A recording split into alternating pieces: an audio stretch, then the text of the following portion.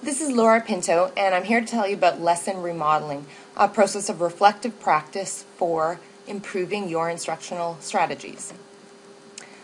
Lesson remodeling is a collaborative form of reflective practice. That means we work together as professionals to reflect on and improve our lessons. You can do it for multiple purposes.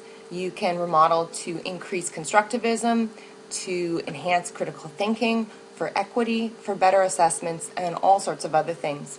It originated with the critical thinking community, and I've expanded on it and written about it in my book, 95 Strategies for Remodeling Instruction.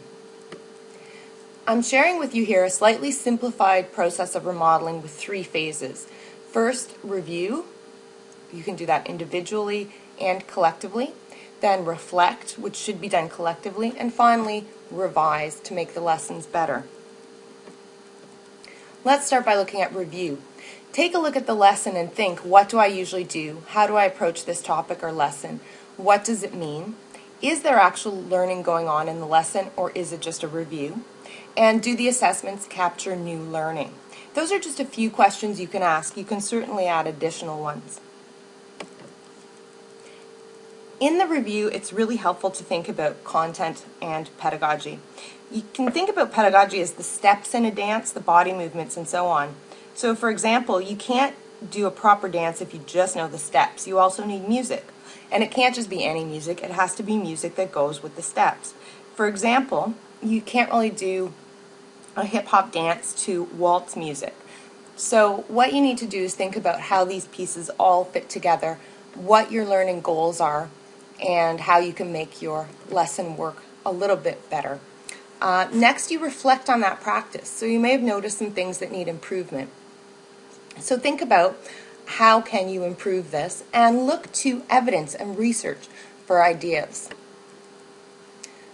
So when you think about content, think about whose or what perspectives are included or excluded. Would different content achieve curricular aims more effectively? What learning is actually taking place, and is it aligned to the outcomes and expectations? And do the assessments reflect the learning? This is probably the biggest error that I've seen in lesson plans, in that we often will just have students do things without actually scaffolding it so that the learning is taking place. So do watch for that. Another piece is the assessments. Sometimes we will align assessments to general ideas, but they might not fit into the curriculum expectations. So watch for that as well.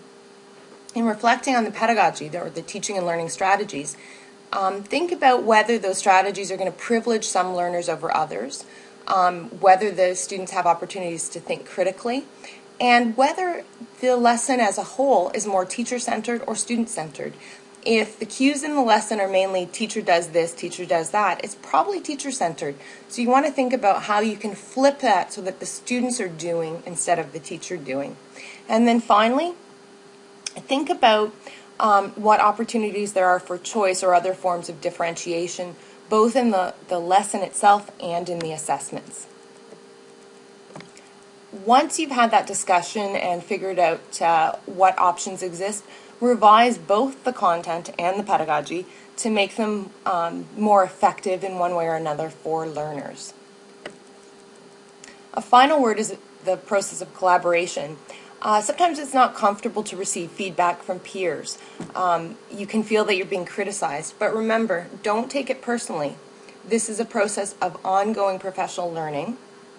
Sometimes you'll have to step out of your comfort zone, but the ultimate goal is to revise your lessons so they're in the best interest of the student. I hope you enjoy it.